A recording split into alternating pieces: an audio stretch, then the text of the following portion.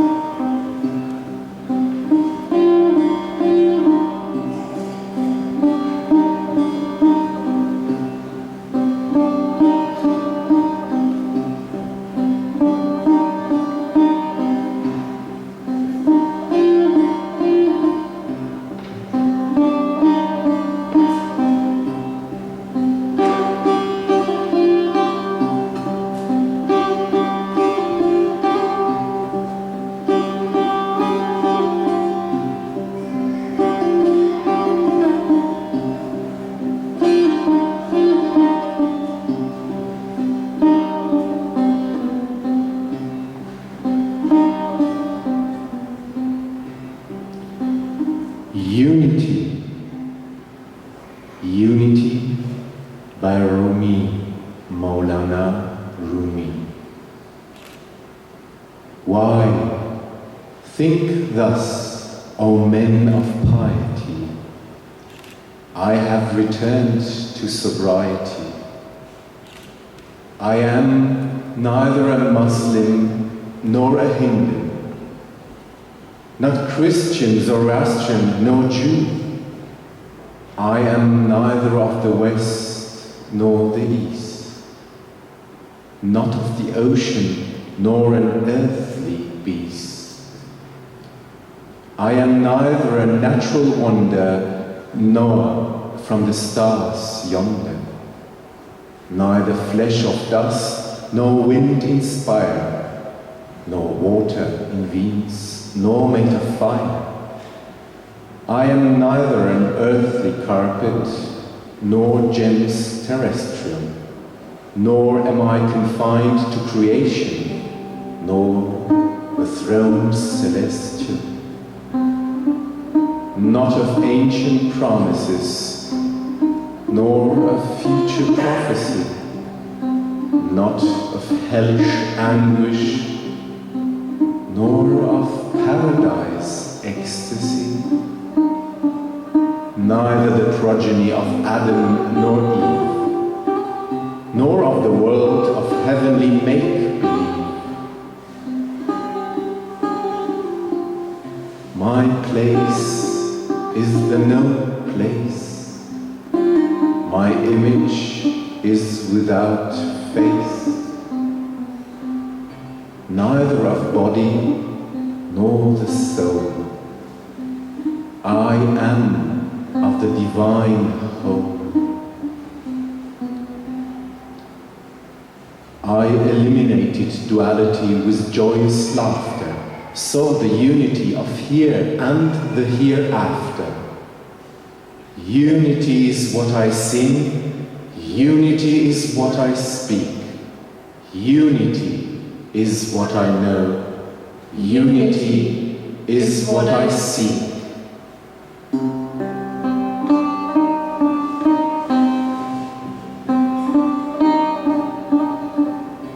Intoxicated from the chalice of love, I have lost both worlds, below and above.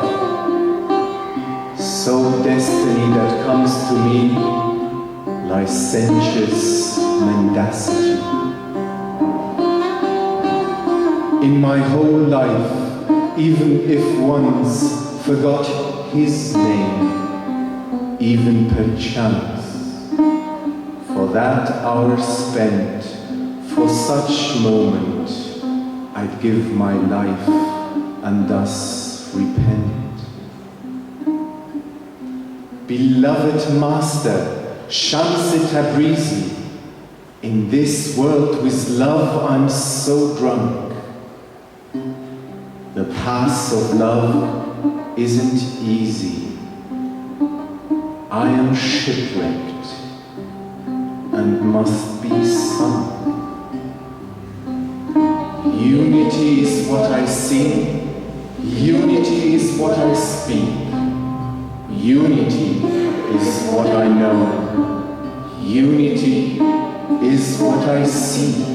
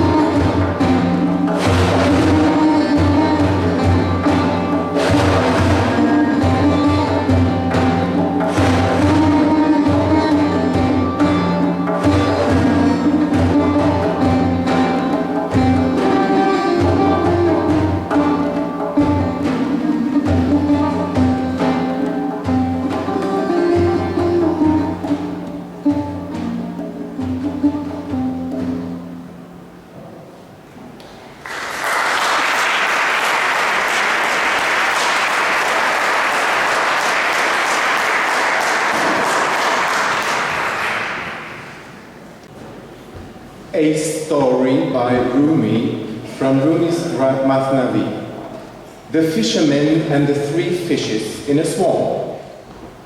Well, there is this story in Rumi's Mathnavi that tells about a swamp in a faraway region where three fishes lived 100,000 years ago.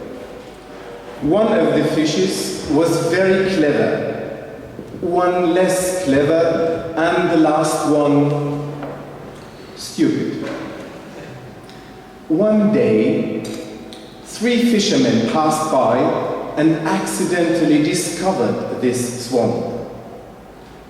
When they were sure that fishes lived in the swamp, they decided to come back the next day with their nets and rods to catch those fishes.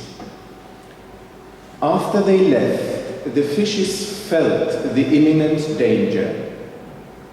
The clever fish immediately decided to leave the swamp and whispered to itself, "This swamp is not a place to live anymore. I have to leave here and swim to the river and further to the sea to save my life. I know this is not an easy task, but there's no time to waste." The fish continued to itself, "It is better not to tell my plans to the other fishes, as they are fishes who are used to their habits and comfort zone, and they would refuse to swim away. Besides, if they realize my plan, they might even try to persuade me to stay." Before the fishermen returned, the clever fish had left the swamp and reached the sea by the river.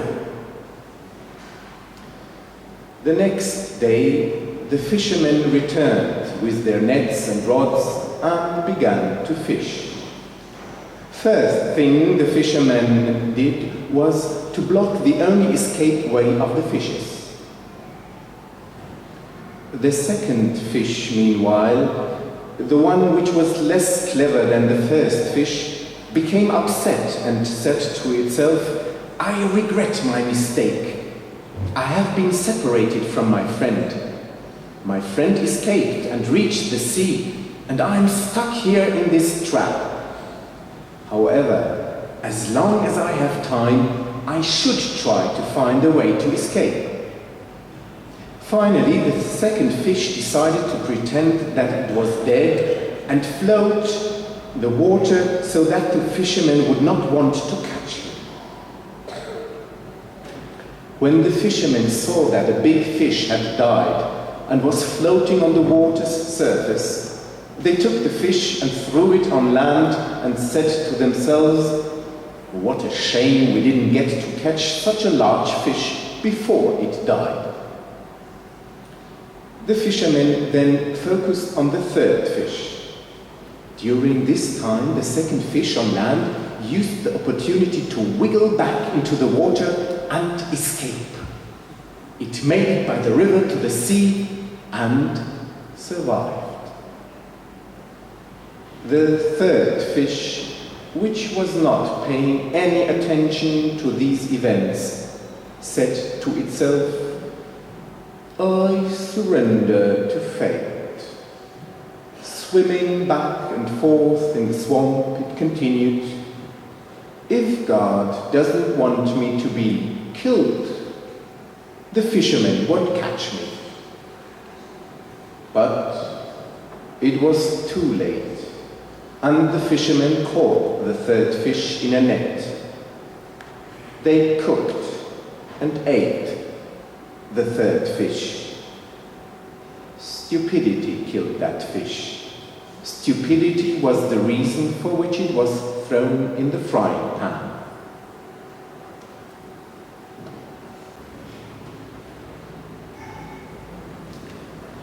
The next poetry is by Rumi as well.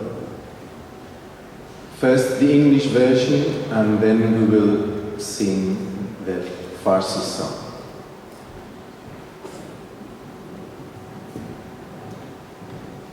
Let all your pretexts go if you want to be a lover. Simply become wrapped, purely wrapped, then plunge into the flame of fire. Become a butterfly, become a butterfly. Abandon your body to be the pure soul that will be embraced by the beloved. If you like to follow the paths of the enchanted, become wrapped, become drunk, intoxicated with love. Abandon your ego, destroy your house, then come and join the circle of lovers. Sit down among them, sit down among them.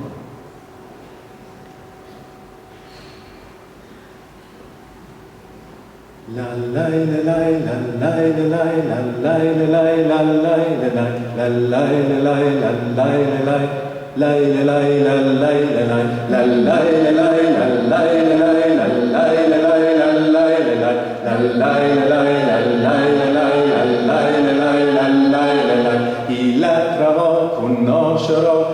دیوانه شو دیوانه شو بندر دل آتش درا پروانه شو پروانه شو ایلت را کن آشرا دیوانه شو دیوانه شو بندر دل آتش درا پروانه شو پروانه شو لای لای لای لای لای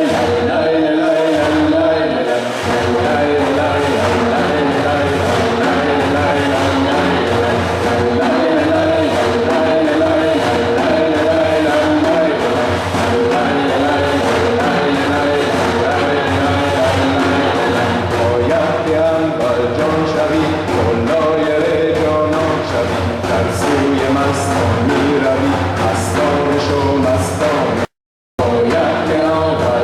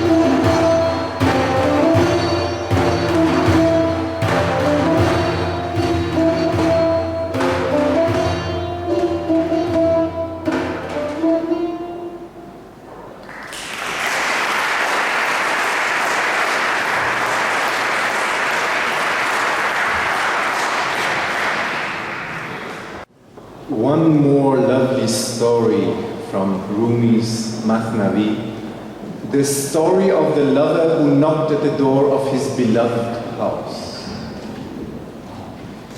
The storytellers explain how in the past there was a lover who had lost the address of his beloved. He was so in love that he traveled from city to city and asked everyone he passed with the hope of finding the home of his beloved. Finally, luck was on his side, and one day he found the home of his beloved.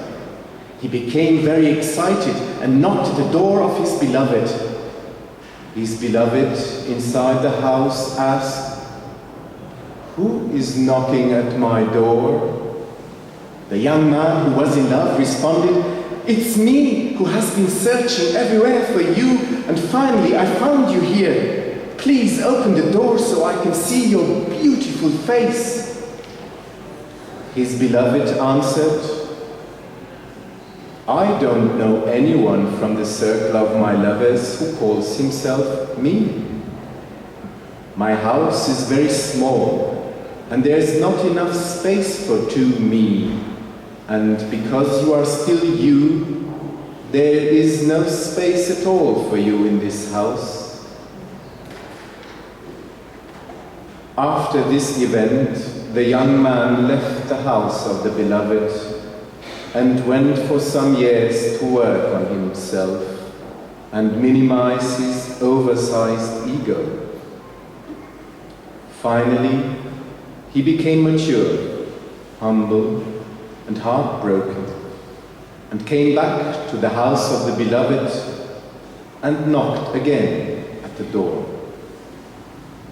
His beloved asked, "Who is knocking at my door?" The humble and heartbroken young man said, "It's you who is knocking at the door." And this time, his beloved invited him to enter the house. And this piece is not from Rumi, but from Shah Nematullah Wali. Some of you might know him. It's called Yallali.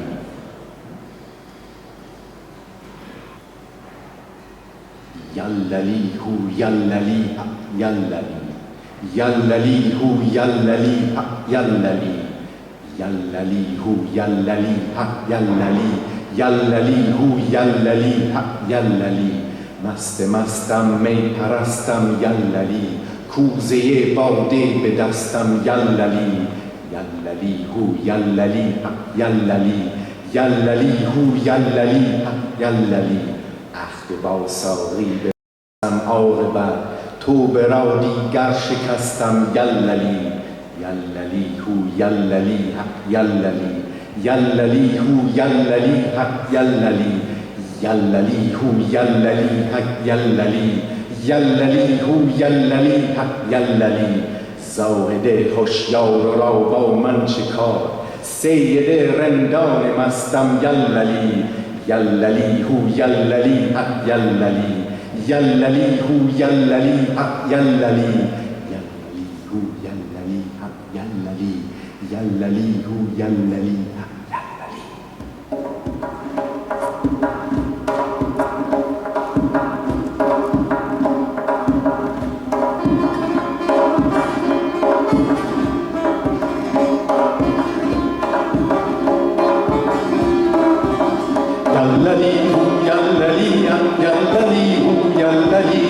Yallali hu